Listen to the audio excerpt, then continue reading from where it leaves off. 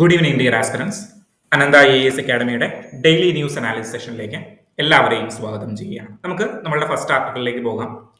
ഇന്ന് അത്ര ദീർഘമായിട്ടുള്ള news ആർട്ടിക്കിളുകളൊന്നുമില്ല. So നമുക്ക് എന്നിരുന്നാലും ഡീറ്റെയിൽ ആയിട്ട് തന്നെ അനലൈസ് ചെയ്യേണ്ട ഒന്ന് രണ്ട് ആർട്ടിക്കിളുകൾ ഉണ്ട്. സോ അതൊന്ന് നമുക്ക് ഡീറ്റെയിൽ ആയിട്ട് തന്നെ കണ്ടുപോകാം. Okay, so first article is related to India China relations. So ഈ ഒരു ന്യൂസ് നിങ്ങൾ വായിച്ചു കഴിയുമ്പോൾ നമ്മൾ ഇന്ത്യ ചൈന റിലേഷനുമായി ബന്ധപ്പെട്ട് പറഞ്ഞ കാര്യങ്ങൾ നമ്മുടെ മനസ്സിലേക്ക് വരണം. നമ്മൾ ഏത് ഇന്റർനാഷണൽ റിലേഷൻ ന്യൂസ് വരുമ്പോഴും നമ്മൾ 5 ഹെഡിലേക്ക് അതിനെ മാറ്റും. സോ ആ കാര്യങ്ങളെല്ലാം നമ്മുടെ മനസ്സിലേക്ക് വരണം. ഓക്കെ, എ പ്രൊഡക്റ്റീവ് വിസിറ്റ് ആണ് എന്നാണ് അതിന്റെ ഹെഡിങ് കൊടുത്തിരിക്കുന്നത്. India and China seem ready to put behind the memory of Galwan clashes. Galwan ക്ലാഷസിന്റെ മെമ്മറീസ് നമ്മൾ പുറകിലേക്ക് വെച്ചിട്ട് നമ്മളുടെ കറന്റ്ലി ഉള്ള പ്രശ്നങ്ങളുടെ അടിസ്ഥാനമാക്കിയിട്ട്, ഏതാണ് ആ പ്രശ്നം? അമേരിക്കയാണ്, താരിഫ് യുദ്ധങ്ങളാണ്. ഇതുമായി ബന്ധപ്പെട്ട് നമ്മൾ കൈകോർത്തുകൊണ്ട് മുന്നോട്ട് പോകാനായിട്ടുള്ള ചില ശ്രമങ്ങൾ നടന്നുകൊണ്ടിരിക്കുകയാണ്. അത്ര പെട്ടെന്നൊന്നും എല്ലാ കാര്യങ്ങളിലും കൈകോർത്തൊന്നും നമ്മൾ ഇന്ത്യയും ചൈനയും മുന്നോട്ട് പോകില്ല. നമ്മളുടെ ഇടയിൽ പല പ്രശ്നങ്ങളുണ്ട്. അപ്പോൾ ആ പ്രശ്നങ്ങളെല്ലാം കുറച്ചൊക്കെ മാറ്റി വെച്ചിട്ട് നമ്മളൊന്ന് സഹകരിച്ച് പോകാനായിട്ടുള്ള നമ്മൾ ചില കാര്യങ്ങൾ ചെയ്യുന്നുണ്ട്. ഇന്ത്യ വിസ ഫ്രീ ആയിട്ട് അല്ലെങ്കിൽ വിസ അടിച്ചു കൊടുക്കാനായിട്ട് നമ്മൾ തീരുമാനിച്ചിട്ടുണ്ട്. ദെൻ സരോവർ യാത്രയ്ക്ക് വേണ്ടിയിട്ട് നമ്മൾ കാര്യങ്ങൾ ചെയ്തു കൊടുത്തിട്ടുണ്ട്. സോ ഇതൊക്കെയുമായി ബന്ധപ്പെട്ട കാര്യങ്ങളാണ് നമ്മൾ ഇന്നത്തെ ഈ ആർട്ടിക്കിളിൽ കണ്ടത്. സോ ഇവിടെ നമ്മൾ പെർട്ടിക്കുലർലി ഡിസ്കസ് ചെയ്യേണ്ട 2 കാര്യങ്ങളുണ്ട്. ഒന്ന്, ചൈനയുടെ belt and road initiative. Then string of pearls എന്ന് പറഞ്ഞിട്ട് മറ്റൊരു ഇനീഷ്യേറ്റീവ് കൂടി ചൈനയ്ക്കുണ്ട്. ഇന്ത്യയെ വലം വെക്കുക അല്ലെങ്കിൽ ഇന്ത്യയെ ചുറ്റിപ്പറ്റിയിട്ട് ഉള്ള ഒരു സ്ട്രിങ് ഓഫ് പേൾസ് പോളിസി കൂടി ഉണ്ട് ചൈനയ്ക്ക്. സോ ഈ 2 പോളിസിയുമാണ് നമ്മൾ ഇന്നിവിടെ ഡീറ്റെയിൽ ആയിട്ട് ഐഡന്റിഫൈ ചെയ്യാൻ പോകുന്നത്. ഓക്കെ, സോ അതിനു മുൻപ് നമ്മളൊന്ന് ബ്രീഫായിട്ട് ഇന്ത്യ ചൈന റിലേഷൻ ഒന്ന് നോക്കി പോകണം. ഈ സ്ലൈഡ് ഓർക്കുന്നുണ്ടോ? കഴിഞ്ഞ ആഴ്ചയോ അതിന് മുന്നത്തെ ആഴ്ചയോ നമ്മൾ ഡീറ്റെയിൽ ആയിട്ട് കണ്ട സ്ലൈഡുകൾ. സോ ഒന്ന് ബ്രീഫായിട്ട് നമ്മൾ ഓടിച്ചു പോകണം. ഇതാണ് നമ്മളുടെ ചൈനയുടെ മാപ്പ് വരുന്നത്. നേപ്പാള്, ഇന്ത്യ ചൈന ബോർഡേഴ്സിന്റെ മാപ്പ് വരുന്നത്. 3 പ്രശ്നബാധിത ഏരിയകൾ ഉണ്ട്. ഒന്ന് കാശ്മീർ വാലി റീജിയൻ, ദെൻ വേറെ എവിടെയുണ്ട്? ദെൻ സിക്കിം റീജിയൻ, ദെൻ വേറെ എവിടെയാണ്? അരുണാചൽ പ്രദേശ്. അരുണാചൽ പ്രദേശ് ടിബറ്റിന്റെ എൻഡാണ് എന്നാണ് ചൈന പ്രഖ്യാപിച്ചുകൊണ്ടിരിക്കുന്നത്. ദെൻ മേജർ ആയിട്ടുള്ള പ്രശ്നങ്ങൾ എവിടെയായിരുന്നു? 1948 ഇന്ത്യ 47-ലും ചൈന 49-ലും എന്താകുന്നുണ്ട്? സ്വതന്ത്രമാകുന്നുണ്ട്. സോ ഓൾമോസ്റ്റ് ഏകദേശം ഒരേ കാലഘട്ടങ്ങളിൽ സ്വതന്ത്രമായവരാണ്. 1955 പഞ്ചശീൽ പ്രിൻസിപ്പിൾ നമ്മൾ ഒപ്പിടുകയാണ്. ദെൻ 1962 യുദ്ധം വന്നു. യുദ്ധം വന്നു കഴിഞ്ഞപ്പോൾ അടുത്ത 15 വർഷത്തേക്ക് നമ്മൾ അവരുമായിട്ട് സഹകരിക്കുന്നില്ല എന്ന് വെച്ചു. ദെൻ അവര് വീണ്ടും വലിയൊരു ശക്തിയായിട്ട്, കയറ്റുമതി ചെയ്യുന്ന ഒരു ശക്തിയായിട്ട് ഉയർന്നു. നമ്മൾ പറഞ്ഞു ഇനി അവരായിട്ട് സഹകരിക്കാതിരുന്നിട്ടൊന്നും കാര്യമൊന്നുമില്ല. സോ നമ്മൾ most favoured nation 1984 most favoured nation, നമ്മളുടെ ഫ്രണ്ട് ഒന്നുമല്ല, ഫേവേർഡ് ആയിട്ടുള്ള ഒരു നേഷൻ ആണ് എന്ന് നമ്മൾ അങ്ങോട്ട് തീരുമാനിച്ചു. ഓക്കെ, ദെൻ നമ്മൾ ന്യൂക്ലിയർ ഇത് നടത്തിയപ്പോൾ ക്രിട്ടിസൈസ് ചെയ്തു. ദെൻ പല പ്രശ്നങ്ങളും ഇതിനിടയിൽ ഉണ്ടായിരുന്നു. 2017, 22 കാലഘട്ടങ്ങളിൽ ഗാൽവൻ അറ്റാക്ക് അടക്കമുള്ള കാര്യങ്ങൾ, അതായത് നമ്മളുടെ ബോർഡേഴ്സ് അവർ പിടിച്ചെടുക്കാനുള്ള പരിപാടി അടക്കം ചെയ്തു. ഓക്കെ, സോ മേജർ ഇഷ്യൂ എന്താണ്? ബോർഡർ ഇഷ്യൂ ആണ്. അരുണാചൽ പ്രദേശ് ക്ലെയിം ചെയ്യുന്നുണ്ട്. ദെൻ നമ്മളുടെ അക്സായി ചിന്നടക്കമുള്ള പ്രദേശങ്ങൾ അവർ ക്ലെയിം ചെയ്യുന്നുണ്ട്. ഓക്കെ, സോ എന്താണ് ബോർഡേഴ്സിന്റെ പെർട്ടിക്കുലർ ഇഷ്യൂ ആയിട്ട് വന്നിട്ടുണ്ടായിരുന്നത്? അംഗീകാരമാണ്. 2 പേരും അംഗീകരിച്ചിട്ടില്ല. അതുകൊണ്ട് നമ്മൾ അതിനെ ഒരു പേര് വിളിക്കും, line of actual control. Okay, line of actual control. So ഇതൊക്കെയാണ് ഇതിൽ മേജർലി പറയാനായിട്ടുള്ള കാര്യം. ദെൻ 5 ഹെഡിലേക്ക് നമ്മൾ തിരിച്ചിട്ടുണ്ടായിരുന്നു. ഏതൊക്കെയാണ് 5 head? Political relations, economic relation, socio cultural relation, technological relation, then energy related ആയിട്ടുള്ള കാര്യങ്ങൾ. ഓക്കെ, സോ അങ്ങനെ 5 ഹെഡുകളിൽ നമ്മൾ തിരിച്ചിട്ടുണ്ടായിരുന്നു. പൊളിറ്റിക്കൽ കോർപ്പറേഷൻ പറയുമ്പോൾ നമ്മൾ പഞ്ചശീൽ പ്രിൻസിപ്പിൾ പറഞ്ഞു. ദെൻ ഷാൻഗായ് കോർപ്പറേഷൻ ഓർഗനൈസേഷനിലുള്ള കാര്യം പറഞ്ഞു. ദെൻ സോഷ്യലിസവുമായി ബന്ധപ്പെട്ട കാര്യങ്ങൾ നമ്മൾ പറഞ്ഞു. ബ്രിക്സ്, G20, ഇതെല്ലാം നമ്മൾ പറഞ്ഞു. എക്കോണമിക് റിലേഷൻ വരുമ്പോൾ ഇന്ത്യയുമായിട്ട് ഇന്ത്യക്ക് ട്രേഡ് ഡെഫിസിറ്റ് ഏറ്റവും കൂടുതലുള്ള കൺട്രീസിൽ ഒന്നാണ് ചൈന. സോ ഒരുപാട് സാധനങ്ങൾ ചൈനയിൽ നിന്ന് നമ്മൾ കയറ്റി അയക്കുന്നുണ്ട്. നമ്മളുടെ ശത്രുപക്ഷത്ത് നിൽക്കുന്നു എന്ന് നമ്മൾ അവകാശപ്പെട്ടു പോയി കഴിഞ്ഞാലും എക്കോണമിക് റിലേഷനിൽ ഏറ്റവും അടുത്ത് കിടക്കുന്ന ഒരു കൺട്രിയാണ്. കൾച്ചറൽ റിലേഷൻ എല്ലാവർക്കും അറിയാം. എന്താണ്? നമ്മളുടെ ബുദ്ധിസം, എഡ്യൂക്കേഷൻ, നളന്ദ യൂണിവേഴ്സിറ്റി കഴിഞ്ഞ ദിവസം ഞാൻ പറഞ്ഞിട്ടുണ്ടായിരുന്നല്ലോ. സോ അതെല്ലാം നമ്മളുടെ ചൈനയുമായിട്ടുള്ള കണക്ഷനെ സൂചിപ്പിക്കുന്നതാണ്. മിലിറ്ററി റിലേഷൻ, മിലിറ്ററി അല്ലെങ്കിൽ strategic relation, particularly strategic relation ഒന്നുമില്ല. കാരണം എന്താണ്, നമ്മൾ യുദ്ധം ഉണ്ടായിട്ടുണ്ട്. സോ ഇവരുടെ കയ്യിൽ നിന്ന് നമ്മൾ എന്ത് വാങ്ങില്ല, യുദ്ധ ഉപകരണങ്ങളൊന്നും അങ്ങനെ വാങ്ങില്ല. പക്ഷേ നമ്മൾ മിലിറ്ററി എക്സർസൈസുകൾ നടത്തുന്നുണ്ട്, ഹാൻഡ് ഇൻ ഹാൻഡ് എന്നൊക്കെ പറഞ്ഞിട്ട് ചില മിലിറ്ററി എക്സർസൈസുകൾ ഒന്ന് കാണിക്കാൻ വേണ്ടിയിട്ട് മാത്രം. അത്രയേ ഉള്ളൂ നമ്മൾ ഇവിടെ ആയിട്ടുള്ള മിലിറ്ററി റിലേഷനുകൾ. ഓക്കെ, ദെൻ വേറെ എന്താണ് നമ്മളുടെ എനർജി റിലേഷനിലോ, എനർജി റിലേഷനിൽ പെർട്ടിക്കുലർലി പറയുകയാണെങ്കിൽ റയർ എർത്ത് എലമെന്റുകൾ ആരുടെ കയ്യിലുണ്ട്, നമ്മളുടെ ചൈനയുടെ കയ്യിലുണ്ട്. സോ ഇതെല്ലാം ഷെയർ ചെയ്യുന്നുണ്ട്. ടെക്നോളജി റിലേഷൻ ആണെങ്കിൽ എന്താണ്, ഫോക്സ്കോൺ ഓർക്കുന്നുണ്ടോ? കഴിഞ്ഞ മാസം വാർത്ത വന്നത് ഫോക്സ്കോണിൽ നിന്ന് ആരെ തിരിച്ചു വിളിച്ചു, ടെക്നോളജിക്കൽ എഞ്ചിനീയേഴ്സിനെ ചൈന തിരിച്ചു വിളിച്ചു. അന്ന് ശശി തരൂർ ഒരു ആർട്ടിക്കിൾ എഴുതിയിട്ടുണ്ടായിരുന്നു, multi alignment. Okay, multi alignment എന്ന് പറഞ്ഞിട്ട് ഒരു ആർട്ടിക്കിൾ അദ്ദേഹം മേജർ ഇൻസിഡന്റ് കോട്ട് ചെയ്തിട്ട് അന്ന് എഴുതിയിട്ടുണ്ടായിരുന്നു. ഓക്കെ, സോ ഒന്ന് റിവൈസ് ചെയ്തെടുത്തല്ലോ. ഞാൻ ഇത്രയും സ്പീഡിൽ പോയത് ഡീറ്റെയിൽ ആയിട്ട് പല ക്ലാസ്സുകളിലായിട്ട് നമ്മൾ പറഞ്ഞത് കൊണ്ടാണ് ഞാൻ ഇത്രയും സ്പീഡിൽ പോയത്. 5 ഹെഡ്, ദെൻ വേറെ എന്താണ്, ജിയോഗ്രഫിക്കൽ പൊസിഷനും നമ്മൾ ഐഡന്റിഫൈ ചെയ്തു. ഓക്കെ, ഇനി നമുക്ക് നമ്മളുടെ വിഷയത്തിലേക്ക് വരാം. എന്താണ് നമ്മളുടെ വിഷയം? Belt and road initiative. എന്താണ് belt and road initiative? Belt and road initiative എന്ന് പറഞ്ഞു കഴിഞ്ഞാൽ 2013 ഗ്ലോബൽ കണക്ടിവിറ്റി എൻഹാൻസ് ചെയ്യണം എന്ന് പറഞ്ഞ് ചൈന തുടങ്ങിയ ഒരു കണക്ടിവിറ്റി പ്രൊജക്റ്റ് ആണ് ഈ belt and road initiative, BRI. 2013 തുടങ്ങിയ ഒരു പ്രൊജക്റ്റ് ആണ്. എന്താണ് ഇവരുടെ ഉദ്ദേശം എന്ന് പറഞ്ഞാൽ, അല്ലെങ്കിൽ ലോകത്തെ മൊത്തം കണക്ട് ചെയ്യുക ചൈനയിലൂടെ. ചൈനയിൽ നിന്ന് പണ്ടൊരു സിൽക്ക് റൂട്ട് ഉണ്ടായിരുന്നു. ഓക്കെ, ചൈനയിൽ നിന്ന് യൂറോപ്യൻ രാജ്യങ്ങളിലേക്കും പെർട്ടിക്കുലർലി അറബ് രാജ്യങ്ങളിലേക്കും കണക്ട് ചെയ്യുന്ന ഒരു സിൽക്ക് റൂട്ട് ഉണ്ടായിരുന്നു. ചൈനയിൽ മാത്രമായിരുന്നില്ല, ചൈനയിൽ ഇന്ത്യയിൽ ഉൾപ്പെടെയാണ് ആ സിൽക്ക് റൂട്ട് കടന്നുപോയിക്കൊണ്ടിരുന്നത്. അതുപോലെ ലോകത്തെ കണക്ട് ചെയ്യുന്ന ഒരു പുതിയ സിൽക്ക് റൂട്ടാണ് ഈ belt and road initiative. Okay, ഇത് 2 റോഡുകളുണ്ട്. സിൽക്ക് റോഡ് എക്കോണമിക് ബെൽറ്റും മാരിടൈം സിൽക്ക് റോഡ് എന്ന് പറയുന്ന 2 റൂട്ടുകളുണ്ട്. ഓക്കെ, നിങ്ങൾ ഈ മാപ്പിലേക്ക് നോക്കി, ഇതിൽ ചൈനയെ കണക്ട് ചെയ്തുകൊണ്ട് പോകുന്ന റൂട്ടുകളാണ് മോഡേൺ സിൽക്ക് റൂട്ട് എന്നറിയപ്പെടുന്ന belt road initiative. Okay, then maritime silk route എന്നറിയപ്പെടുന്ന ബാക്കി കടൽ ഉള്ള സ്ഥലങ്ങളെ കണക്ട് ചെയ്തുകൊണ്ട് ടർക്കിയിലേക്കും വെനീസിലേക്കും കണക്ട് ചെയ്തുകൊണ്ട് പോകുന്ന ഈ റൂട്ടാണ് എന്ത്, നമ്മളുടെ മാരിടൈം സിൽക്ക് റൂട്ട്. സോ ഇങ്ങനെ 2 സിൽക്ക് റൂട്ടുകൾ അല്ലെങ്കിൽ 2 ബെൽറ്റ് റോഡ് ഇനീഷ്യേറ്റീവിന്റെ 2 സ്ട്രക്ചറുകൾ ഉണ്ട് നമുക്ക്.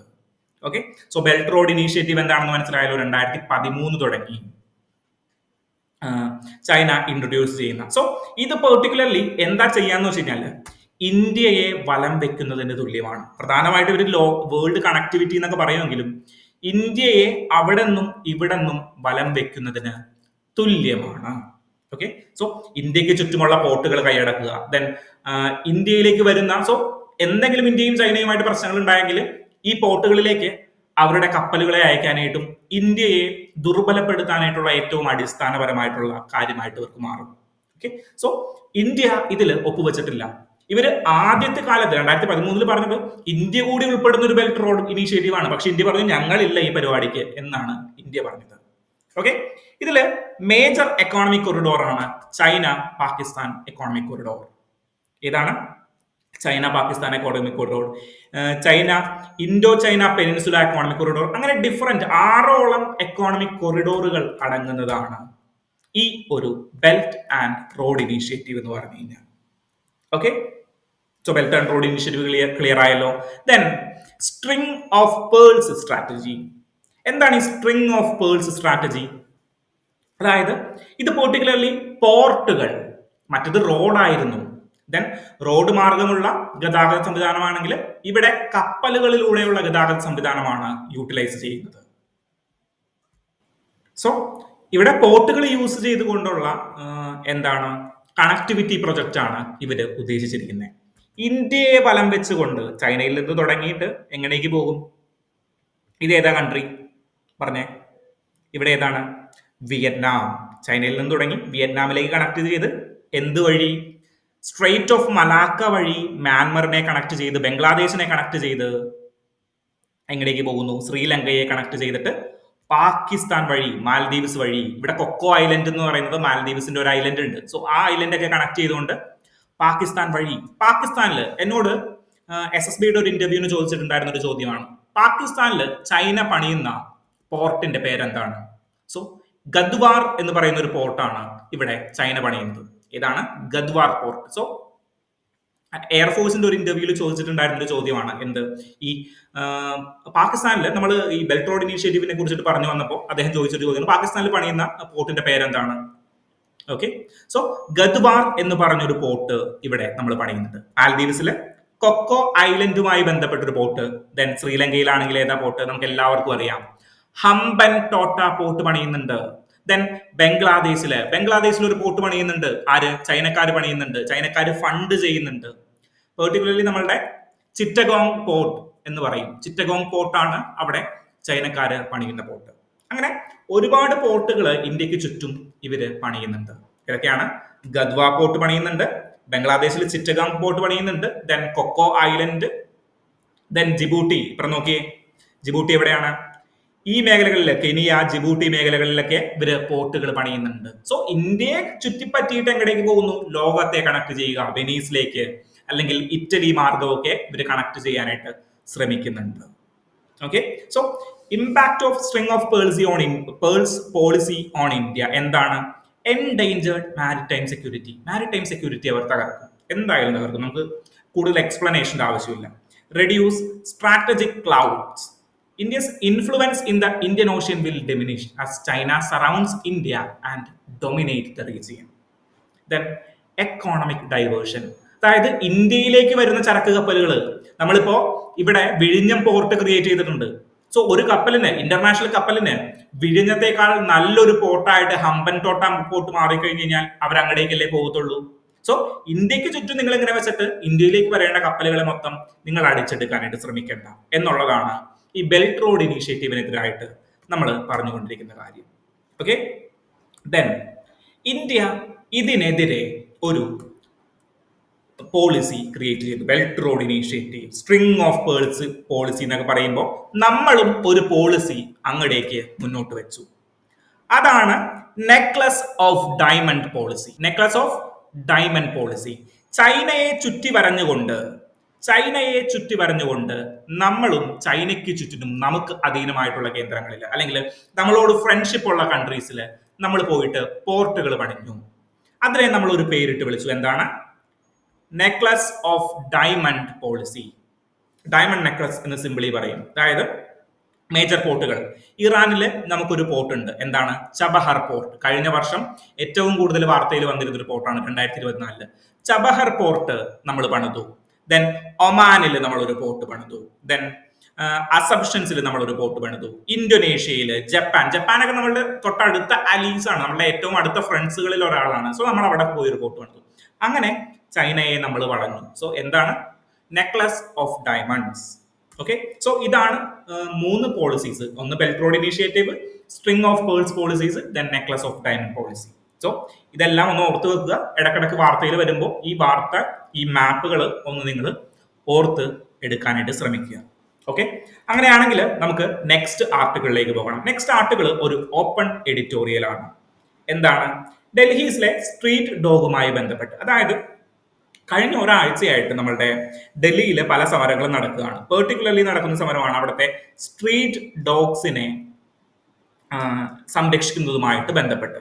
സോ എല്ലായിടത്തും, എല്ലാ സിറ്റിയിലുമുള്ള ഒരു മേജർ പ്രോബ്ലമാണ്. ഇന്നലെ നമ്മളുടെ പഞ്ചായത്ത് മിനിസ്റ്റർ, അതായത് നമ്മളുടെ MP രാജേഷ്, എക്സൈസ് മിനിസ്റ്റർ കൂടിയായിട്ടുള്ള MP രാജേഷും ഈ ഒരു വിധിയെ, നമ്മളുടെ സുപ്രീം കോടതിയുടെ വിധിയെ സ്വാഗതം ചെയ്യുന്നുണ്ട്. സോ എല്ലാ സംസ്ഥാനങ്ങളും എടുത്തു നോക്കുവാണെങ്കിലും ഈ തെരുവ് നായകളുടെ ശല്യം കൂടി വരുന്ന ഒരു അവസരമാണ്.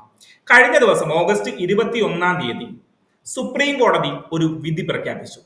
വിധി റാൻഡം ആയിട്ട് അങ്ങോട്ട് പ്രഖ്യാപിക്കുകയാണ്. വിച്ച് മീൻസ് കൂടുതൽ സയന്റിഫിക് ആയിട്ടുള്ള അനാലിസിസ് ഒന്നും നടത്താതെ ഡൽഹിയിലെ എല്ലാ തെരുവ് നായകളെയും പിടിച്ച് പുറത്തേക്ക് കൊണ്ടുപോകണം, ദെൻ ഒരു കോമൺ ഷെൽട്ടറിൽ അവരെ പാർപ്പിച്ചോളണം എന്ന് പറഞ്ഞിട്ടൊരു വിധി പ്രഖ്യാപിക്കുകയുണ്ടായി.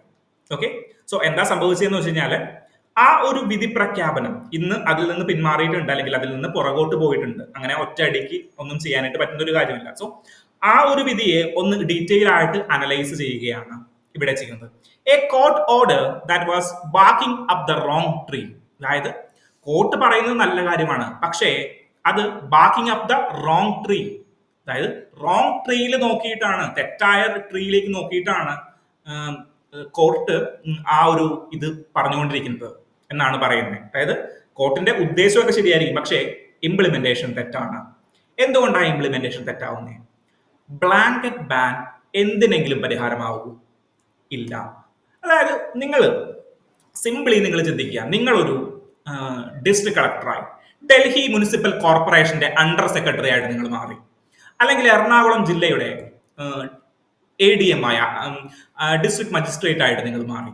സോ നിങ്ങൾ അവിടെ എന്ത് തീരുമാനം എടുക്കും? നിങ്ങളുടെ മുന്നിലേക്കാണ് ഇങ്ങനെ ഒരു ഫയൽ വന്നിരിക്കുന്നത്, ചുവപ്പ് നാടയിൽ കെട്ടിയിട്ടുള്ള ഒരു ഫയല് നിങ്ങളുടെ മുന്നിലേക്ക് വന്നു കഴിഞ്ഞാൽ നിങ്ങൾ എന്ത് തീരുമാനം എടുക്കും? സാധാരണക്കാരായിട്ടുള്ള ആളുകൾ പട്ടിയുടെ കടി കൊണ്ടിട്ട് പുറത്തേക്ക് ഇറങ്ങാനായിട്ട് പേടിക്കുകയാണ്, രാത്രി ഇറങ്ങാൻ പറ്റുന്നില്ല, കുട്ടികൾക്ക് നടക്കാൻ പറ്റുന്നില്ല. നിങ്ങൾ എന്ത് തീരുമാനിക്കും? എല്ലാ തെരുവ് നായ്ക്കളെയും ഒരുമിച്ചൊരു ദിവസം പിടിച്ചുകൊണ്ട് പോയിട്ട് ഒരു കോമൺ ഷെൽട്ടറിൽ പാർപ്പിക്കാനായിട്ട് നിങ്ങൾ തീരുമാനിക്കുമോ? എന്തായിരിക്കും നിങ്ങൾ ചെയ്യുന്ന? നിങ്ങൾ ഒരു സിവിൽ സർവന്റിന്റെ കണ്ണിലൂടെ നോക്കുമ്പോൾ നിങ്ങൾ എന്ത് പരിഹാരമായിരിക്കും അവിടെ വെക്കുന്നത്? ഓക്കെ, സോ നിങ്ങൾക്ക് ചില സയന്റിഫിക് അനാലിസിസുകൾ ആവശ്യമുണ്ട്. ആ സയന്റിഫിക് അനാലിസിസുകളാണ് ഞാൻ നിങ്ങൾക്ക് ഇവിടെ തരാൻ പോകുന്നത്. ഓക്കെ, സോ നിങ്ങൾക്ക് ഒന്ന് എല്ലാത്തിനെയും ഒരുമിച്ച് തട്ടിക്കളയാം, അല്ലെങ്കിൽ അതിന് സയന്റിഫിക് ആയിട്ട് അനലൈസ് ചെയ്യാം. സയന്റിഫിക് അനാലിസിസ് ആണ് നമ്മൾ ഈ ഒരു ആർട്ടിക്കിളിൽ ചെയ്യാൻ പോകുന്നത്. അതായത് ഇവിടെ ഈ ആർട്ടിക്കിൾ പെർട്ടിക്കുലർലി പറയുന്നത് മാസ് ഷെൽട്ടറിങ് ഒരു സയന്റിഫിക് മെത്തേഡ് അല്ല, അതല്ലെങ്കിൽ മാസ് ഷെൽട്ടറിങ് ഒരു വിജയിച്ച ഒരു മെത്തേഡ് അല്ല. കാരണം എന്താണ്? മാസ് ഷെൽട്ടറിങ് എല്ലാവരെയും ഒരുമിച്ച് പാർപ്പിച്ചു കഴിയുമ്പോൾ, ഒരു ഡൽഹിയിലെ എല്ലാ പട്ടികളെയും ഒരുമിച്ച് പാർപ്പിച്ചു കഴിയുമ്പോൾ എന്താണ് സംഭവിക്കുക? അവര് തമ്മിൽ പരസ്പരം വഴക്കടിക്കും, ദെൻ പരസ്പരം ഡിസീസുകൾ ട്രാൻസ്മിഷൻ ചെയ്യാനായിട്ട് സംഭവിക്കും. സോ എന്താണ്, റാബീസ് അടക്കമുള്ളത്, ലെപ്റ്റോസ്പൈറോസിസ് അടക്കമുള്ള കാര്യങ്ങൾ, എലിപ്പനി അടക്കമുള്ള കാര്യങ്ങൾ പകരാനായിട്ട് കാരണമാകും. ഓക്കെ, സോ ഒരു പട്ടിക്ക് രോഗമുണ്ടെങ്കിൽ, ഒരു നായ്ക്ക് രോഗമുണ്ടെങ്കിൽ എല്ലാ നായ്കളിലേക്കും ഇത് സ്പ്രെഡ് ചെയ്യാനായിട്ട് കാരണമാകും. ഓക്കെ, ഒന്നാമത്തേന്ന് പറഞ്ഞു കഴിഞ്ഞാൽ മാസ് ഷെൽട്ടറിങ് ഒരു സക്സീഡഡ് ആയിട്ടുള്ള, സക്സസ് ആയിട്ടുള്ള ഒരു എക്സാമ്പിൾ അല്ല. രണ്ടാമത്തെ എന്ന് പറഞ്ഞു കഴിഞ്ഞാൽ എന്താണ്, ഇതിനെ ആര് നോക്കും? ഒരുമിച്ചൊരു സ്ഥലത്ത് കൊണ്ടുപോയിട്ടിട്ട് ഇതിനെ ആര് നോക്കും? സോ ജീവജാലങ്ങളുടെ, ലിവിങ് ക്രീച്ചേഴ്സിന്റെ ജീവിക്കാനായിട്ടുള്ള അവകാശത്തെയാണ് നമ്മൾ ഹനിക്കുന്നത്. ഓക്കെ, സോ അതിനു വേണ്ടിയിട്ട് സ്റ്റേറ്റ് ഒരുപാട് ഫണ്ട് കൊടുക്കണം, ദെൻ അതിനെ കൃത്യമായിട്ട് പ്രോപ്പറായിട്ട് ഓഡിറ്റ് ചെയ്യണം. സോ ഇതെല്ലാം ഒരു പ്രോബ്ലം ആകും. മൂന്നാമത്തെ പ്രോബ്ലം എന്ന് പറഞ്ഞു കഴിഞ്ഞാൽ എക്കോളജിക്കൽ വാക്യൂം ക്രിയേറ്റ് ചെയ്യും. അതായത് ഡൽഹിയിലെ എല്ലാ നായ്ക്കളെയും നമ്മൾ എന്ത് ചെയ്തു? ഒരുമിച്ച് ഒരു സ്ഥലത്തേക്ക് പാർപ്പിച്ചു. അവിടെ പിന്നെ നായ്ക്കൾ ഉണ്ടാവാതിരിക്കോ? ഇല്ല. ഡൽഹിയുടെ പല ഭാഗത്തുകളിൽ നിന്നും ഈ ഭക്ഷണം കഴിക്കാനായിട്ട്, അല്ലെങ്കിൽ ഡൽഹിയുടെ പ്രശ്നം എന്താണ്? നായ്ക്കളുടെ പ്രശ്നം എന്താണ്? അവർക്ക് ഫുഡ് സോഴ്സ് അവൈലബിൾ ആയിട്ട് കിട്ടുന്നു. സോ ഈ ഭക്ഷണം കഴിക്കാനായിട്ട് പല സ്ഥലങ്ങളിൽ നിന്നും നായ്ക്കൾ വീണ്ടും ഡൽഹിയിലേക്ക് വരും. കാരണം എന്താണ്? നമ്മൾ സപ്ലൈ അവിടെ ബ്ലോക്ക് ചെയ്യുന്നില്ല, പകരം നമ്മൾ ഡിമാൻഡിനെ സപ്രസ് ചെയ്യുകയാണ് ചെയ്യുന്നത്. ഓക്കെ, സോ ഡിമാൻഡിനെ സപ്രസ് ചെയ്ത് കഴിഞ്ഞാൽ ബാക്കിയുള്ള ഈ എക്കോളജിക്കൽ നീഷയെ ആവശ്യമുള്ള പല സ്ഥലങ്ങളിൽ നിന്നുള്ള ആളുകൾ വരും. ദെൻ അത് മാത്രമല്ല, നായ്ക്കളുടെ പോപ്പുലേഷൻ കുറഞ്ഞു കഴിഞ്ഞു കഴിഞ്ഞാൽ മങ്കീസിന്റെ പോപ്പുലേഷൻ കൂടും. കാരണം എന്താണ്? ഫുഡ് വേസ്റ്റ് അടക്കമുള്ള കാര്യങ്ങൾ വഴിയിൽ കിടക്കുന്നുണ്ട്. സോ ഇതെല്ലാം കഴിക്കണ്ടേ? ദെൻ റാറ്റുകളുടെ പോപ്പുലേഷൻ കൂടും, റൊഡൻഡൻസിന്റെ പോപ്പുലേഷൻ കൂടും. ദെൻ അങ്ങനെയുള്ള ജീവികൾ കൂടുതൽ എന്ത് സ്പ്രെഡ് ചെയ്യും? നമ്മളുടെ ഡിസീസുകൾ സ്പ്രെഡ് ചെയ്യാൻ തുടങ്ങും. മങ്കീസിന്റെ പോപ്പുലേഷൻ, നിങ്ങൾ ഇപ്പൊ മങ്കീസ് നമ്മൾ സൂവിൽ കാണുമ്പോൾ, അല്ലെങ്കിൽ എവിടെയെങ്കിലും കാണുമ്പോൾ നമുക്ക് ക്യൂട്ടായിട്ട് തോന്നുന്ന ഒരു മൃഗമാണ്, അല്ലെങ്കിൽ ഒരു ജീവജാലമാണ്. പക്ഷേ ഇതുകൊണ്ട് സാധാരണ ആളുകൾ എന്തോരം ബുദ്ധിമുട്ട് അനുഭവിക്കുന്നുണ്ടെന്ന് അറിയാവോ? അതായത് വയനാട് മേഖലകളിൽ, അല്ലെങ്കിൽ നിങ്ങൾ ഹിൽ സ്റ്റേഷനോടനുബന്ധിച്ച് താമസിക്കുന്നവരെന്തോ ചോദിച്ചു കഴിഞ്ഞ് കഴിഞ്ഞാൽ അറിയാനായിട്ട് നിങ്ങൾക്ക് പറ്റും, ഈ മങ്കീസ് കാരണം. സോ മങ്കീസ് ഒരുപാട് എണ്ണം കൂടുന്നതും പ്രശ്നമാണ്. ഓക്കെ, സോ ഒരു നായ്ക്കളുടെ എണ്ണം കൂടുന്ന പോലെ, അല്ലെങ്കിൽ സ്ട്രേ ഡോഗ്സിന്റെ എണ്ണം കൂടുന്നത് പോലെ, ഈ കുരങ്ങന്മാരുടെ എണ്ണം കൂടിയാലും നമ്മളുടെ റാറ്റുകളുടെ എണ്ണം കൂടിയാലും സെയിം പ്രോബ്ലം തന്നെയാണ് നമ്മൾ ഫേസ് ചെയ്യാനായിട്ട് ഇരിക്കുന്നത്. ഓക്കെ, ഇവിടെയാണ് നമുക്ക് സയന്റിഫിക് സൊല്യൂഷൻ വേണ്ടത്. എന്താണ് സയന്റിഫിക് സൊല്യൂഷൻ? ഒറ്റ സയന്റിഫിക് സൊല്യൂഷനേ ഉള്ളൂ. എന്താണത്?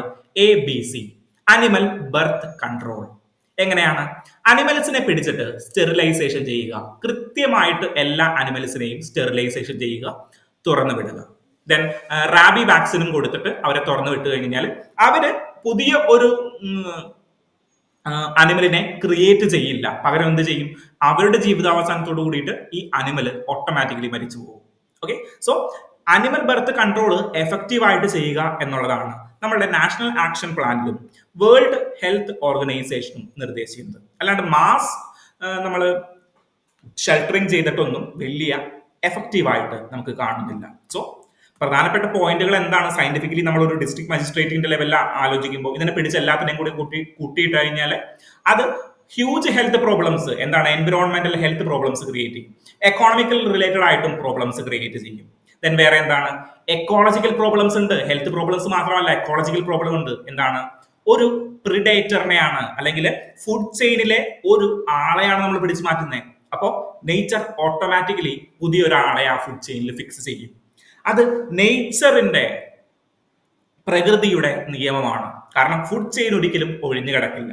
സോ അവിടെ പുതിയ ആളുകൾ, വിച്ച് മീൻസ് പുതിയ സ്ഥലങ്ങളിൽ നിന്ന് നായ്ക്കൾ തന്നെ വരാം, അല്ലെങ്കിൽ മങ്കികൾ, റൊഡൻഡൻസ്, അങ്ങനെയുള്ള പല ആളുകളും അവിടേക്ക് വരാനായിട്ട് സാധ്യതയുണ്ട്. സോ നായ്ക്കളുടെ പ്രശ്നം അഡ്രസ് ചെയ്യാൻ പോയിട്ട് നമുക്ക് അതിലും വലിയ പ്രശ്നങ്ങൾ ചിലപ്പോൾ വരാനായിട്ട് സാധ്യതയുണ്ട്. ഓക്കെ, സോ നമുക്ക് മെയിൻലി ചെയ്യാൻ പറ്റുന്ന കാര്യം എന്താണ്? നമ്മുടെ അനിമൽ ബർത്ത് കൺട്രോൾ ആണ്. ABC ടെക്നിക്കാണ്. ഇതാണ് ലോകത്ത് അംഗീകരിച്ചിട്ടുള്ള പ്രധാനപ്പെട്ട technique.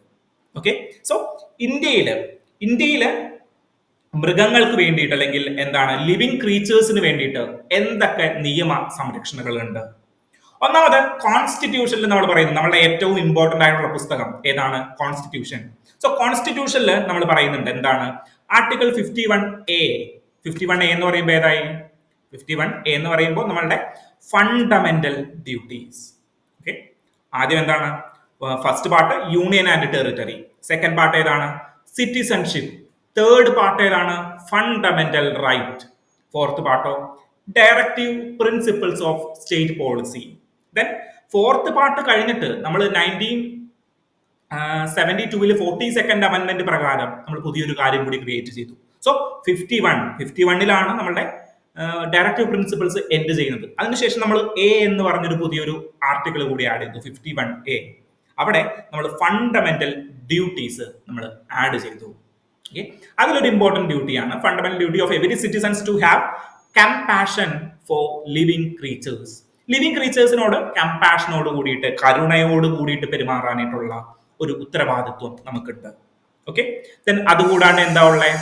Prevention of cruelty to animals act. അനിമൽസിനെതിരെയുള്ള ക്രുവലിറ്റി പ്രിവെന്റ് ചെയ്യുക, അതിനെ അകാരണമായിട്ട് കൊല്ലാതിരിക്കുക. ദെൻ അതിനുമായിട്ടുള്ള ബാക്കിയുള്ള ക്രുവലിറ്റീസിനെ ലിമിറ്റ് ചെയ്യുന്ന ഒരു ആക്ട് ആണ്. ദെൻ ഇന്ത്യൻ പീനൽ കോഡിൽ IPC സെക്ഷൻ 428 429 എന്ത് പറയുന്നുണ്ട്? നമ്മളുടെ കില്ലിംഗ് ഓഫ് അനിമൽസിനെ റിലേറ്റഡ് ആയിട്ടുള്ള കാര്യങ്ങൾ എല്ലാം പറയുന്നുണ്ട്. Okay, then ABC rules. നമ്മൾ അനിമൽ ബർത്ത് കൺട്രോളിന് വേണ്ടിയിട്ട് 2023 നമ്മൾ ഒരു റൂൾസ് ക്രിയേറ്റ് ചെയ്യുന്നത്. ഓക്കെ, സോ നമ്മൾക്ക് ഇവിടെ സജസ്റ്റ് ചെയ്യാൻ പറ്റുന്ന ഒരു കാര്യം, ABC ടെക്നിക് അല്ലെങ്കിൽ ABC മെത്തേഡ് കൃത്യമായിട്ട് ആർക്ക് കൊടുക്കുക? നമ്മളുടെ സ്റ്റുഡൻസ്, നമ്മളുടെ സ്ട്രേ ഡോഗ്സിനും ബാക്കിയുള്ള മൃഗങ്ങൾക്കും കൊടുക്കുക. അനിമൽസ് ബർത്ത് കൺട്രോൾ കൃത്യമായിട്ട് നടത്തുക എന്നുള്ളതാണ്. ദെൻ ആന്റി റാബി വാക്സിനുകൾ കൃത്യമായിട്ട് കൊടുക്കുക. കഴിഞ്ഞ വർഷം ഒരു വാർത്ത വന്നിട്ടുണ്ടായിരുന്നു, ഈ ABC മരുന്നുകളുണ്ടല്ലോ, അനിമൽ ബർത്ത് കൺട്രോളിന് സ്റ്റെറിലൈസേഷന് വേണ്ടിയിട്ട് കൊടുക്കുന്ന മരുന്നുകൾ 100% എഫക്റ്റീവ് അല്ല എന്ന് പറഞ്ഞൊരു വാർത്ത വന്നിട്ടുണ്ടായിരുന്നു. അതായത് പച്ചവെള്ളമൊക്കെയാണ് കൊടുക്കുന്നതെന്നാണ് ആ ഒരു വാർത്തയിൽ അവന്മാര് ക്രിട്ടിസൈസ് ആയിട്ട് പറഞ്ഞിട്ടുണ്ടായിരുന്നത്. ഓക്കെ, അതിന് പകരം ABCs കൃത്യമായിട്ട് നടത്തി കഴിഞ്ഞു കഴിഞ്ഞാൽ ഒരു പരിധി വരെ നമ്മളുടെ പ്രശ്നം പരിഹരിക്കാനായിട്ട് സാധിക്കും. ഓക്കെ, സോ ഇതാണ് ഇതിൽ ഏറ്റവും ഇമ്പോർട്ടന്റ് ആയിട്ട് നിങ്ങൾ മനസ്സിലാക്കേണ്ട കാര്യം. അങ്ങനെയാണെങ്കിൽ നമുക്ക് നെക്സ്റ്റ് ആർട്ടിക്കിളിലേക്ക് പോകാം. നെക്സ്റ്റ് ആർട്ടിക്കിളിലേക്ക് പോകുമ്പോൾ ഇന്ത്യയുടെ ഒരു AI പോളിസി, പെർട്ടിക്കുലർലി ജുഡീഷ്യറിയിലുള്ള ഒരു AI പോളിസിനെ കുറിച്ചിട്ടാണ് എന്ത് വന്നിരിക്കുന്നത്? ഒരു ഓപ്പൺ എഡിറ്റോറിയൽ വന്നിരിക്കുന്നത്.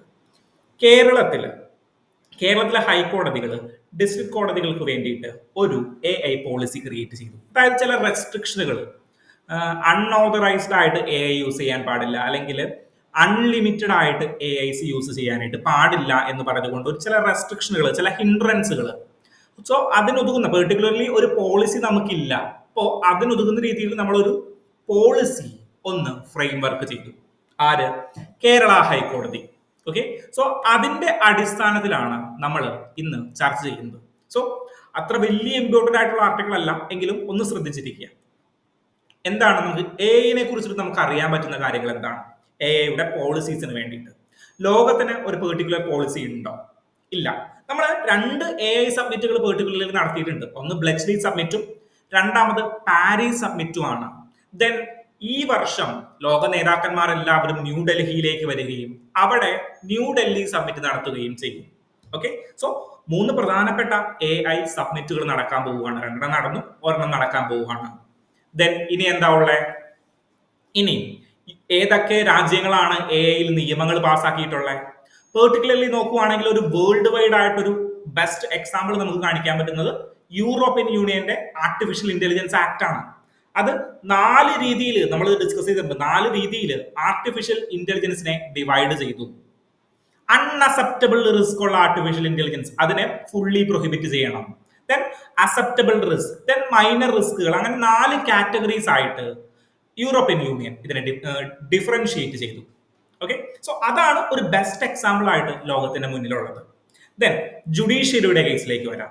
ജുഡീഷ്യറിയുടെ കേസിലേക്ക് വരുമ്പോൾ നമുക്ക് ഇന്ത്യക്ക് പെർട്ടിക്കുലർലി ഒരു AI പോളിസി ഇല്ലല്ലോ. ഇന്ത്യൻ ജുഡീഷ്യറിക്ക് ഒരു AI പോളിസി ഉണ്ടോ? ഇല്ല. സോ ജുഡീഷ്യറി AI ഏറ്റവും കൂടുതൽ നന്നായിട്ട് യൂസ് ചെയ്യാൻ പറ്റുന്ന സ്ഥലമാണ്. എങ്ങനെയാണത്? അതായത് കോർട്ടുകളിലെ കെട്ടിക്കിടക്കുന്ന കേസുകൾ നമുക്ക് ആർട്ടിഫിഷ്യൽ ഇന്റലിജൻസ് കൊണ്ട് യൂസ് ചെയ്തുകൊണ്ട് നമുക്ക് സമയം ലാഭിച്ചൂടെ? അതായത് നിലവിലുള്ള കേസുകൾ നോക്കുകയാണെങ്കിൽ 300 വർഷം, പുതിയ കേസൊന്നും വരുന്നില്ല. ഇന്ന് തുടങ്ങി കോടതി അടച്ചിട്ട് പറയാണ് ഇനി എല്ലാ കേസും തീർത്തു കഴിഞ്ഞാൽ മാത്രമേ നമ്മൾ പുതിയ കേസുകൾ എടുക്കുന്നുള്ളൂ എന്ന് പറഞ്ഞാൽ മിനിമം ഒരു 200 വർഷമെങ്കിലും നമ്മളുടെ ഈ കേസുകൾ, കെട്ടിക്കിടക്കുന്ന കേസുകൾ തീർപ്പാക്കാനായിട്ട് എടുക്കും ഈ ഒരു പേസിൽ പോവുകയാണെങ്കിൽ. സോ പേസ് നമുക്ക് ഇൻക്രീസ് ചെയ്യണം. അതിനു വേണ്ടിയിട്ട് ആർട്ടിഫിഷ്യൽ ഇന്റലിജൻസ് നമുക്ക് വളരെ ഗംഭീരമായിട്ട് യൂട്ടിലൈസ് ചെയ്യാനായിട്ട് പറ്റും. പക്ഷേ അൺറെഗുലേറ്റഡ് ആർട്ടിഫിഷ്യൽ ഇന്റലിജൻസ് നല്ലതാണോ? അല്ല. കാരണം എന്താ? ഈ കേസുകൾ എങ്ങനെയൊക്കെയാണ് കേസുകളിൽ ആർട്ടിഫിഷ്യൽ ഇന്റലിജൻസ് യൂസ് ചെയ്യുന്നതെന്ന് വെച്ച് കഴിഞ്ഞാൽ ടെക്സ്റ്റ് ട്രാൻസ്ക്രിപ്ഷൻ, അതായത് ജഡ്ജ്മെന്റുകൾ പറയുമ്പോൾ ജഡ്ജസ് അത് എഴുതുന്നതിന് പകരം ഓട്ടോമാറ്റിക്കലി ടെക്സ്റ്റ് ആയിട്ട് ട്രാൻസ്ക്രിപ്റ്റ് ചെയ്ത് തരും ആർട്ടിഫിഷ്യൽ ഇന്റലിജൻസ്. ദെൻ വേറെ എന്തൊക്കെ രീതിയിൽ യൂസ് ചെയ്യാം? അതായത് 2 നിയമങ്ങൾ ആർട്ടിഫിഷ്യൽ ഇന്റലിജൻസ് ഏതാണ് നല്ല നിയമം, ഒരു ജഡ്ജ് തീരുമാനിക്കുന്ന പോലെ 2 നിയമങ്ങളെ തൂക്കി നോക്കിയിട്ട് നിയമം നടപ്പിലാക്കിക്കൂടെ? അതൊരു ഫർദർ സ്റ്റേജ് ആണ്. കാരണം ഒരു ഹ്യൂമൻ അവിടെ വേണം, എന്തിന്? ജസ്റ്റിസ് ഡെലിവർ ചെയ്യാൻ എന്നുള്ളതാണ് ഇപ്പൊ വരെയുള്ള നിയമസംഹിതകളുടെ ഒരു ബേസിക് കൺസെപ്റ്റ് എന്ന് പറയുന്നത്. ഓക്കെ, സോ 2 രീതിയിൽ നമുക്ക് യൂട്ടിലൈസ് ചെയ്യാം. ദെൻ വേറെ ഏതൊക്കെ രീതിയിൽ യൂട്ടിലൈസ് ചെയ്യാം? ക്ലറിക്കൽ വർക്കുകളിൽ യൂട്ടിലൈസ് ചെയ്യാം. ഫോർ എക്സാമ്പിൾ, അവിടെ ഒരു ക്ലറിക്കൽ ജോലി ചെയ്യുന്ന ഒരാളുണ്ട്, അതായത് ഹൈക്കോർട്ട് അസിസ്റ്റന്റ് ആയിട്ട് നമ്മളുടെ ജോലിക്ക് കയറിയിട്ട് ഒരാൾ, അയാൾ നമ്മൾ ചാറ്റ് GPT യൂസ് ചെയ്തുകൊണ്ട് അവർക്ക് ക്ലറിക്കൽ വർക്കുകളെല്ലാം ചെയ്തൂടെ? ചെയ്യാം. പക്ഷേ ഒരു പ്രോബ്ലം ഉണ്ട്. എന്തൊക്കെയാണ് പ്രോബ്ലം? 3 പ്രോബ്ലങ്ങളാണ് പ്രധാനമായിട്ടുള്ളത്. ഓക്കെ, ഒന്ന് ബയസ്ഡ് ആവാനായിട്ടുള്ള സാധ്യതകളുണ്ട്. അതായത് പേര് തെറ്റിപ്പോകുന്ന അവസ്ഥ. എക്സാമ്പിൾ ഇവിടെ പറഞ്ഞിട്ടുണ്ട്, ഈ ഒരു ആർട്ടിക്കിളിൽ പറഞ്ഞിട്ടുണ്ട്, പേര് തെറ്റിപ്പോകുന്ന അവസ്ഥ വരുന്നുണ്ട്. ദെൻ ട്രാൻസ്ക്രിപ്റ്റ് ചെയ്ത്, അതായത് ട്രാൻസ്ലേറ്റ് ചെയ്യുന്നത് കൃത്യമല്ലാതെ ആയി പോകുന്നുണ്ട്. സോ എന്താണ്? ഇംപാർഷ്യൽ അല്ലെങ്കിൽ ഇൻകറക്റ്റ് ആയിട്ട് റിസൾട്ട്സ് പ്രൊഡ്യൂസ് ചെയ്യാനായിട്ടുള്ള സാധ്യതയുണ്ട്. ഓക്കെ, ഇൻകറക്റ്റ് ആയിട്ട് റിസൾട്ട്സ് പ്രൊഡ്യൂസ് ചെയ്യാനായിട്ടുള്ള സാധ്യതയുണ്ട്. രണ്ടാമത്തെ ഇമ്പോർട്ടൻ്റ് ആയിട്ടുള്ള ഒരു കാര്യം എന്ന് പറഞ്ഞു കഴിഞ്ഞാൽ ബയസ്ഡ് ആകാനായിട്ടുള്ള സാധ്യതയുണ്ട്. ഓക്കെ, ഇൻകറക്റ്റ് ആണെങ്കിൽ നമ്മളുടെ ജഡ്ജ്മെന്റുകൾ ബയസ്ഡ് ആകാനായിട്ടുള്ള സാധ്യതയുണ്ട്. മൂന്നാമത്തെ കാര്യം എന്താണ്? മൂന്നാമത്തെ കാര്യം ഡാറ്റ പ്രൈവസിയാണ്. എന്താണ്? ഡാറ്റ പ്രൈവസിയാണ്. ഓക്കെ, എങ്ങനെയാണ് ഡാറ്റ പ്രൈവസി പ്രശ്നം ഉണ്ടാകുന്നത്? അതായത് ഞാനൊരു ക്ലൗഡ് കമ്പനി നടത്തുന്ന ഒരാളാണ്, വിച്ച് മീൻസ് ഞാനൊരു മൈക്രോസോഫ്റ്റിന്റെ MD ആണ്. എനിക്കെതിരെ കേരള ഹൈക്കോടതിയിൽ ഒരു നിയമം വന്നു. ഓക്കെ, സോ എനിക്ക് എതിരെ കേരള ഹൈക്കോടതിയിൽ നിയമം വന്നു. കേരള ഹൈക്കോടതി ആർട്ടിഫിഷ്യൽ ഇന്റലിജൻസ് യൂസ് ചെയ്തുകൊണ്ട് ആർട്ടിഫിഷ്യൽ ക്ലൗഡ് ഡാറ്റാസ് സേവ് ചെയ്യുന്ന ആളുകളാണ്. അതായത് ആർട്ടിഫിഷ്യൽ ഇന്റലിജൻസ് ഡാറ്റാസിനെ കീപ്പ് ചെയ്യും, അല്ലെങ്കിൽ ഡാറ്റാസിനെ യൂസ് ചെയ്യും. ദെൻ അത് ഒരു ക്ലൗഡ് സർവീസിൽ സ്റ്റോർ ചെയ്ത് വെക്കും. അത് എന്റെ തന്നെ മൈക്രോസോഫ്റ്റിന്റെ എന്തിലാണ് സേവ് ചെയ്ത് വെക്കുന്നത്? ക്ലൗഡ് സർവീസിലാണ് സോഫ്റ്റ് വെക്കുന്നത്. സോ എനിക്ക് അതിലേക്ക് ഈസി ആക്സസ് ചെയ്തുകൊണ്ട് ഇതിനെ മാനിപ്പുലേറ്റ് ചെയ്തുകൂടെ? അതൊരു ലാർജർ കൺസേൺ ആണ്. ചെറിയ രീതിയിലേക്ക് വരുമ്പോൾ എങ്ങനെ പറ്റും? അതായത് ക്ലൗഡ് സർവീസുകളിൽ ഡാറ്റ പ്രൊട്ടക്ഷൻ കൃത്യമായിട്ട് നടന്നില്ലെങ്കിൽ ഈ ഡാറ്റ മാനിപ്പുലേറ്റ് ചെയ്യാനായിട്ടുള്ള സാധ്യതയുണ്ട്. ദെൻ ഈ ഡാറ്റാസ് സാധാരണക്കാരുടെ വിവരങ്ങളാണ്. എന്തൊക്കെയാണ് വിവരങ്ങൾ എന്നുള്ളത് പുറത്തേക്ക് പോകാനായിട്ടുള്ള സാധ്യതയില്ലേ? So data privacy and data related ആയിട്ടുള്ള കൺസേൺസ് ഏറ്റവും ഇമ്പോർട്ടന്റ് ആയിട്ടുള്ള കൺസേൺ ആണ്. ഇങ്ങനെ 3 കൺസേണുകളാണ് ഇവിടെ നമ്മൾ ഐഡന്റിഫൈ ചെയ്യുന്നത്.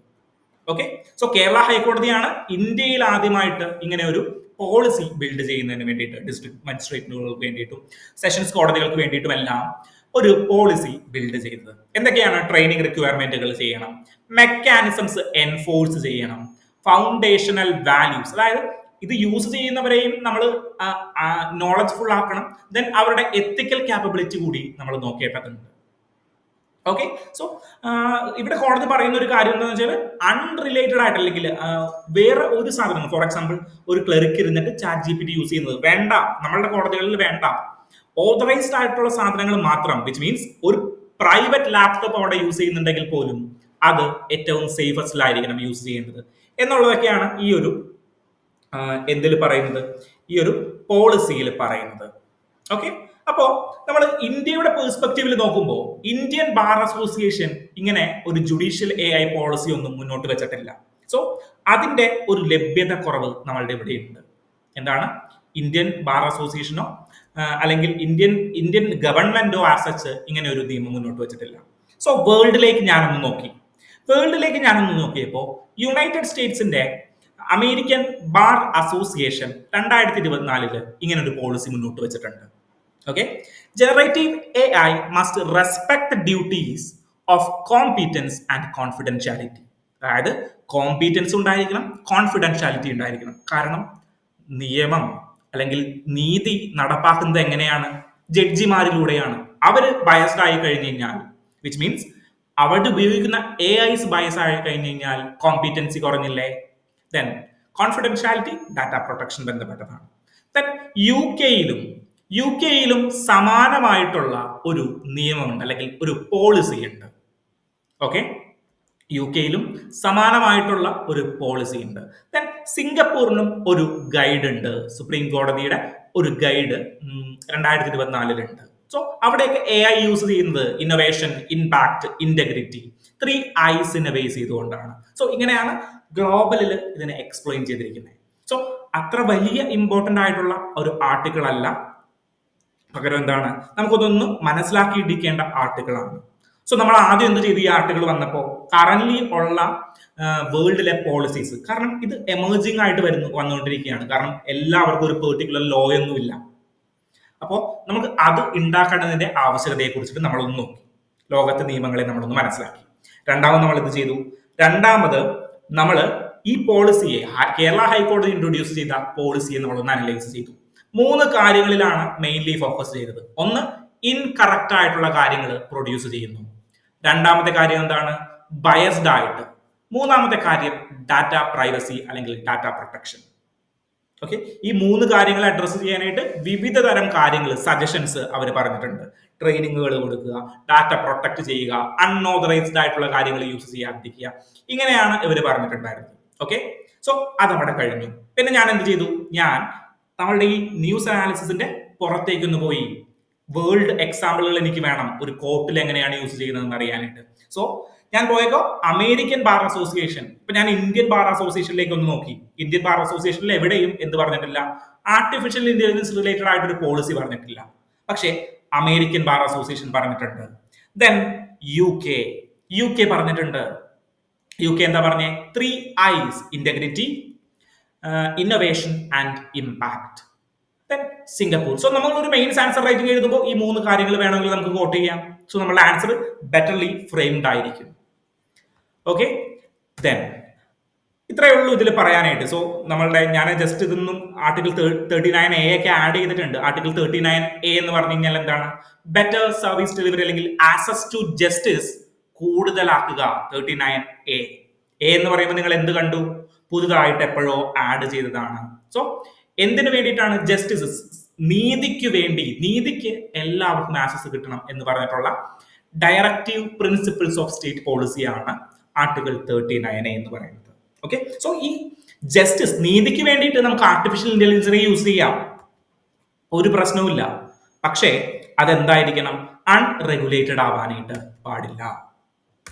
ഓക്കെ ആണോ? അങ്ങനെയാണെങ്കിൽ നമുക്ക് നെക്സ്റ്റ് ആർട്ടിക്കിളിലേക്ക് പോകാം. Next article, the forest right of tribals not settled for great Nicobar project. So great Nicobar project എന്ന് പറയുന്ന ഒരു പ്രോജക്ട് കുറച്ച് നാളുകളായിട്ട് വാർത്തയിലുള്ള ഒരു പ്രൊജക്റ്റാണ്. ഇടയ്ക്കിടയ്ക്ക് ഇതുമായി ബന്ധപ്പെട്ട് എൻവിറോൺമെന്റ് ഇമ്പാക്ട് അസസ്മെന്റും ദെൻ ഇതുമായി ബന്ധപ്പെട്ട ഇൻവെസ്റ്റ്മെന്റുകളൊക്കെ നടക്കാൻ തുടങ്ങുമ്പോഴേക്കും ഇടയ്ക്കിടയ്ക്ക് വാർത്തയിൽ പൊങ്ങി വരുന്ന ഒരു പ്രൊജക്റ്റാണ്. Okay, so Andaman and Nicobar ഐലൻഡുകളുടെ ഒരു തലവര മാറ്റാനായിട്ട് ഉദ്ദേശിക്കുന്ന ഹ്യൂജ് ഇൻവെസ്റ്റ്മെന്റുകൾ അടക്കമുള്ള ഒരു പ്രൊജക്റ്റാണ് ഇവിടെ ഇംപ്ലിമെന്റ് ചെയ്യുന്നത്. സോ ഇതുമായി ബന്ധപ്പെട്ട ഒരു ചെറിയ ന്യൂസ് വന്നിരിക്കുകയാണ്. ഫോറസ്റ്റ് റൈറ്റ് ട്രൈബലുകളുടെ ഫോറസ്റ്റ് റൈറ്റ് സെറ്റിൽ ചെയ്തിട്ടില്ല എന്നതുമായി ബന്ധപ്പെട്ടാണ് ഈ ന്യൂസ്. സോ ഇത് പെർട്ടിക്കുലർലി ഒരു യൂണിയൻ ടെറിട്ടറി ആണ്. യൂണിയൻ എങ്ങനെയാണോ തീരുമാനിക്കുന്നത് അതിനനുസരിച്ച് നടക്കും. നമ്മളിവിടെ നോക്കാൻ പോകുന്നത് ആൻഡമാൻ ആൻഡ് നിക്കോബാർ ഐലൻഡിന്റെ ജിയോഗ്രഫിക്കൽ പൊസിഷൻ ആണ്. സോ ജോഗ്രഫി അങ്ങോട്ട് ക്ലിയർ ആയിട്ട് നമ്മൾ അങ്ങോട്ട് പഠിച്ചു പോവുകയാണ്. ഇന്നലെ നമ്മൾ ജോഗ്രഫി എന്തൊക്കെ പഠിച്ചു?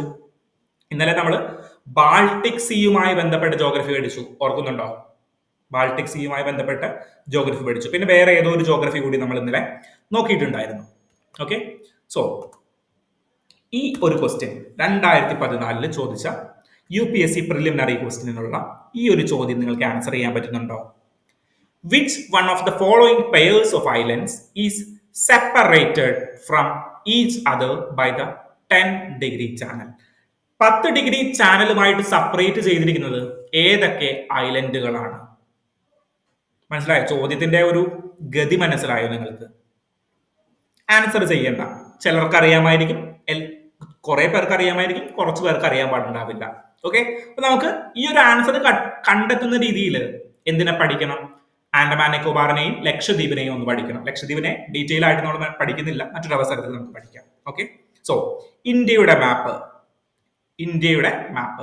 എവിടെയാണ് ലക്ഷദ്വീപ് ഐലൻഡുകൾ? ഇവിടെയാണ് ലക്ഷദ്വീപ് ഐലൻഡുകൾ. ഇവിടെ എവിടെയൊക്കെയോ കിടക്കുന്ന കുഞ്ഞു കുഞ്ഞ് ലക്ഷം ദ്വീപുകൾ ഉണ്ടെന്നൊക്കെയാ പറയുന്നത്. വെറുതെയാണ്, 36ഓളം ദ്വീപുകളെ ഉള്ളൂ. ഓക്കെ, സോ ഒരുപാട് കുഞ്ഞു കുഞ്ഞു ഐലൻഡുകളെയാണ് ഈ ലക്ഷദ്വീപ് ഐലൻഡുകൾ എന്ന് പറയുന്നത്. Then Andaman and Nicobar island ഏതാണ്? ആൻഡമാൻ ആൻഡ് നിക്കോബാർ ഐലൻഡ് എവിടെയാണ്? അപ്പൊ രണ്ട് സൈഡിലും കണ്ടു. ബേ ഓഫ് ബംഗാളിൽ ഉള്ള സ്ഥാപനമാണ് അല്ലെങ്കിൽ ഐലൻഡാണ് ആൻഡമാൻ ആൻഡ് നിക്കോബാർ ഐലൻഡ്.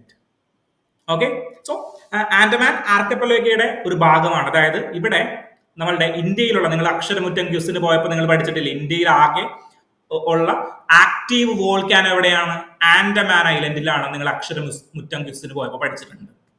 നമ്മൾ വോൾക്കാനോ ഉണ്ടാകുന്നത് എങ്ങനെയാണെന്നും സുനാമി ഉണ്ടാകുന്നത് എങ്ങനെയാണെന്നും എർത്ത് വേക്ക് ഉണ്ടാകുന്നത് എങ്ങനെയാണെന്നും ഒക്കെ നമ്മൾ ഒരു ക്ലാസ്സിൽ പഠിച്ചിട്ടുണ്ട്. പെർട്ടിക്കുലർലി എർത്ത് വേക്ക് ഉണ്ടാകുന്നത് എങ്ങനെയാണെന്ന് നമ്മൾ പഠിച്ചത്. വോൾക്കാനോ ഉണ്ടാകുന്നൊന്നും ഇയാൾ പറഞ്ഞു തന്നിട്ടില്ലെന്ന് നിങ്ങൾ മനസ്സിൽ പറഞ്ഞത് എനിക്കറിയാം. Okay, so particularly earth wake ഉണ്ടാകുന്നത് എങ്ങനെയാണോ അതുപോലെ തന്നെയാണ് വോൾക്കാനോസ് ഉണ്ടാകുന്നത്. ചില വ്യത്യാസങ്ങൾ ഉണ്ടെന്ന് മാത്രമേ ഉള്ളൂ. ഓക്കെ, സോ അതുമായി ബന്ധപ്പെട്ട് ഈ ഒരു ഏരിയയിലാണ് കുറച്ചും കൂടി വോൾക്കാനോസ് ഉണ്ടാകുന്നത് അല്ലെങ്കിൽ എർത്ത് വേക്ക് ഉണ്ടാകുന്ന ഒരു സ്ഥലം എന്ന് പറഞ്ഞു കഴിഞ്ഞാൽ.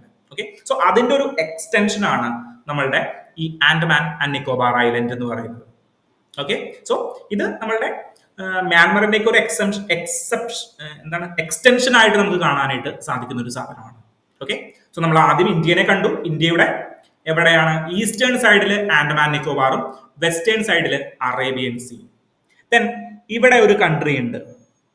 ഇവിടെ ഒരു കൺട്രി, ചെറിയ കുഞ്ഞി ഐലൻഡ് കൺട്രി, നമ്മൾ ഇടയ്ക്ക് ട്രിപ്പ് പോകുന്ന കൺട്രി, മുഹമ്മദ് മൊയ്സു അധികാരമായിട്ടുള്ള കൺട്രി ഏതാണ്? മാൽദീവ്സ്.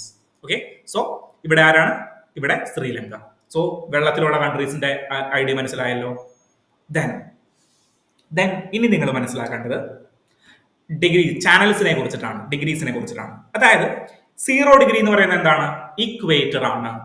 0 ഡിഗ്രിയിൽ നിന്ന് മുകളിലേക്ക് പോകുമ്പോഴും ഡിഗ്രിയുടെ എണ്ണം കൂടി കൂടി വരും അല്ലെ? 1 degree, 2 degree, 3 degree, then 23.5 degree ഇന്ത്യയുടെ നടുക്കൂടി കടന്നു പോകുന്നു.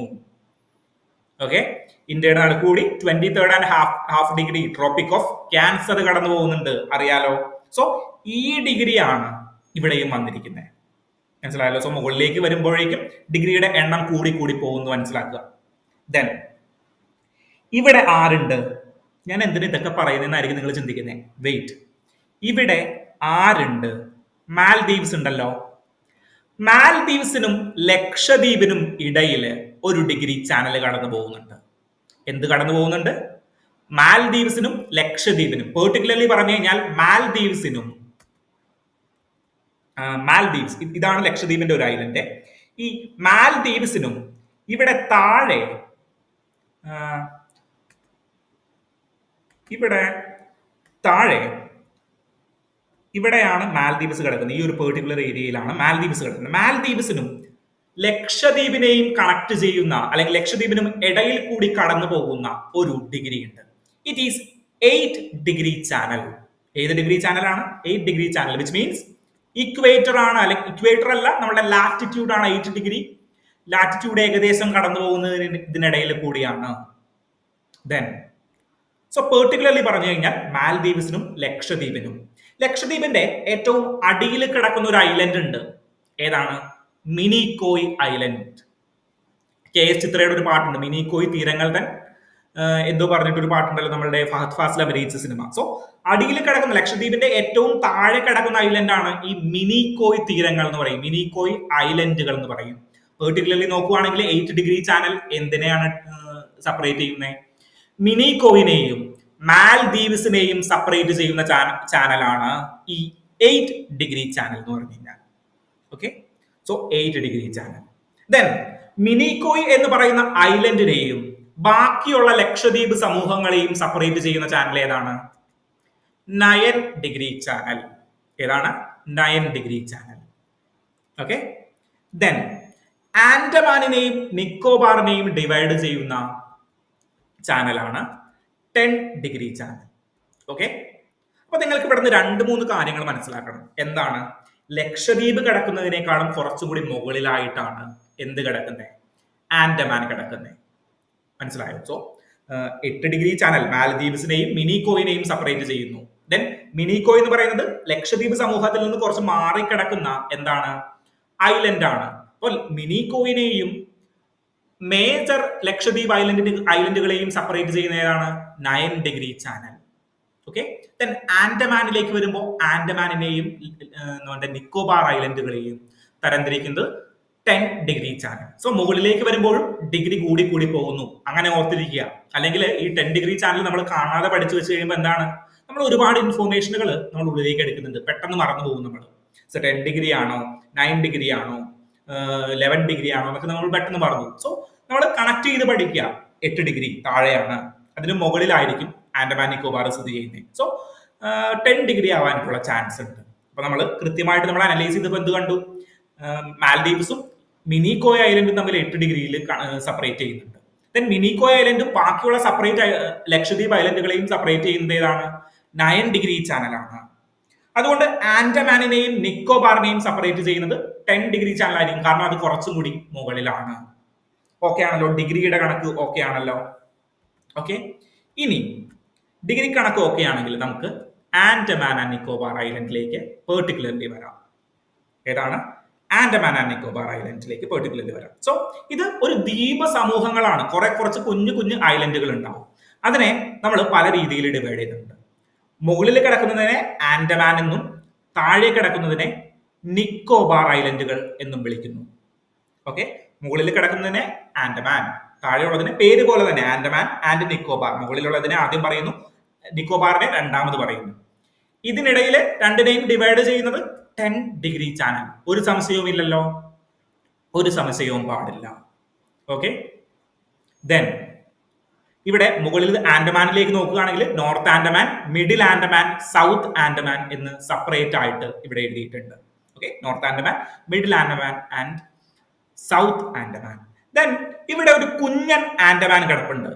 എന്താണ്? ഒരു കുഞ്ഞൻ ആൻഡമാൻ കിടപ്പുണ്ട്. അതിനെ എന്ത് വിളിച്ചു? ലിറ്റിൽ ആൻഡമാൻ. അതിൽ നിന്ന് നമ്മുടെ ആൻഡമാൻ സമൂഹങ്ങളിൽ നിന്ന് കുറച്ചും കൂടി താഴെയായിട്ട് കുറച്ചും കൂടി വേറിട്ട് കിടക്കുന്ന ഒരു സമൂഹം. സോ നമ്മുടെ മേജർ ആൻഡമാനും ലിറ്റിൽ ആൻഡമാനെയും സെപ്പറേറ്റ് ചെയ്യുന്ന ഒരു പാസേജ് ഉണ്ട്. ഏതാണ്? Duncan passage. കാണാൻ പറ്റുന്നുണ്ടോ ഡങ്കൻ പാസേജ്? ഞാൻ വരച്ച് നിങ്ങൾക്കൊന്നും മനസ്സിലാക്കാത്ത രീതിയിലേക്ക് മാറിയോ? ഇല്ല. So Duncan passage. ഓക്കെ, എന്ത് പാസേജ്? Duncan passage.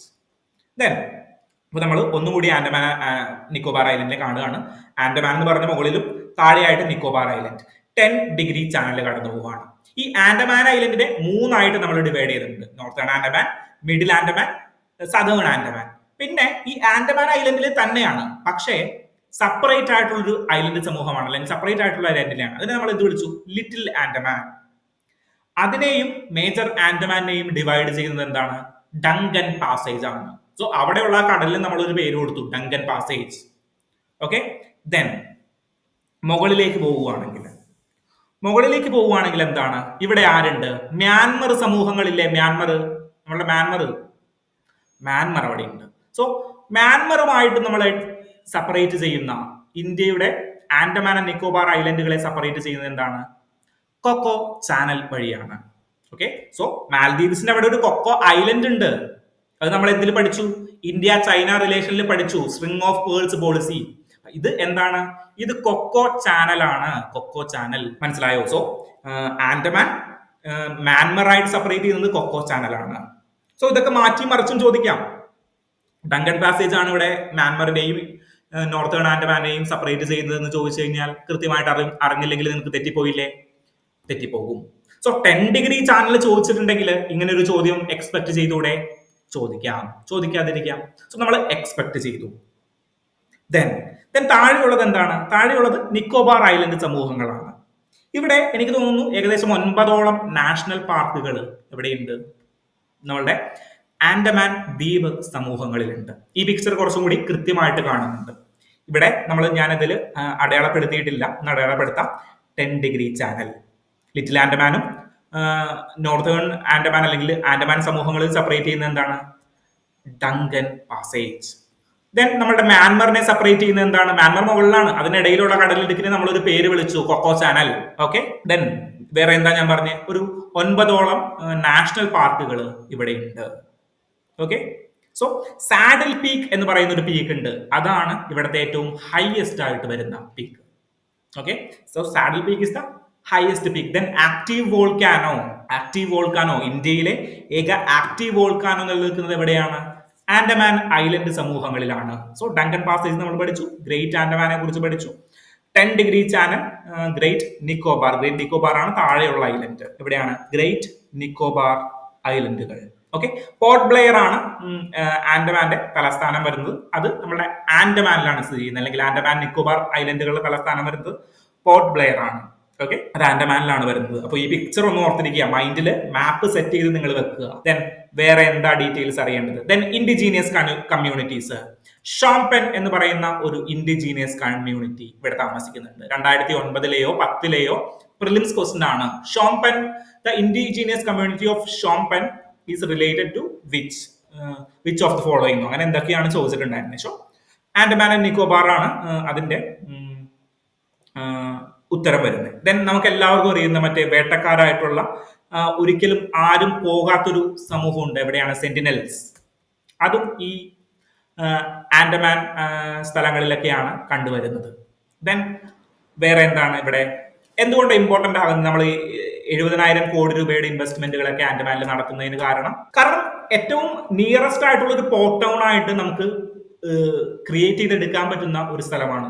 സോ ഇപ്പൊ കൊച്ചി പോർട്ടിനെ പോലെ അല്ലെങ്കിൽ വിഴിഞ്ഞം പോർട്ടിനെ പോലെയൊക്കെ നമുക്ക് ഉയർത്തിക്കൊണ്ടുവരാൻ പറ്റുന്ന, കൊച്ചി പോർട്ടിനേക്കാളും വിഴിഞ്ഞം പോർട്ടിനേക്കാളും ഏറ്റവും കൂടുതൽ എന്തുള്ള പോസിബിലിറ്റി ഉള്ള ഒരു സ്ഥലമാണ് നമ്മളുടെ ഈ ആൻഡമാൻ നിക്കോബാർ ഐലൻഡ്. പക്ഷെ അവിടെ ബിൽഡ് ചെയ്യുക എന്ന് പറഞ്ഞു കഴിഞ്ഞാൽ പണിയായിട്ടുള്ള ഒരു കാര്യമാണ്. കാരണം അത്രയ്ക്കും എക്കോളജിക്കലി ഫ്രജൈൽ ആയിട്ടുള്ള ഏരിയ, നമ്മളുടെ ഏറ്റവും എക്കോളജിക്കലി ഇമ്പോർട്ടന്റ് ആയിട്ടുള്ള ഒരു സ്ഥലമാണ് ഈ ആൻഡമാൻ ആൻഡ് നിക്കോബാർ ദ്വീപ് സമൂഹങ്ങൾ എന്ന് പറഞ്ഞു കഴിഞ്ഞാൽ. സോ എക്കോളജിക്കലി എൻവിറോൺമെന്റലി ഏറ്റവും ഇമ്പോർട്ടന്റ് ആയിട്ടുള്ള ഒരു സ്ഥലമാണ്, ജോഗ്രഫിക്കലിയും ഇമ്പോർട്ടന്റ് ആയിട്ടുള്ള ഒരു സ്ഥലമാണ്, മാരിടൈമിലും ഇമ്പോർട്ടന്റ് ആയിട്ടുള്ള ഒരു സ്ഥലമാണ് ഈ നമ്മളുടെ ആൻഡമാൻ ആൻഡ് നിക്കോബാർ ഐലൻഡുകൾ എന്ന് പറഞ്ഞു കഴിഞ്ഞാൽ.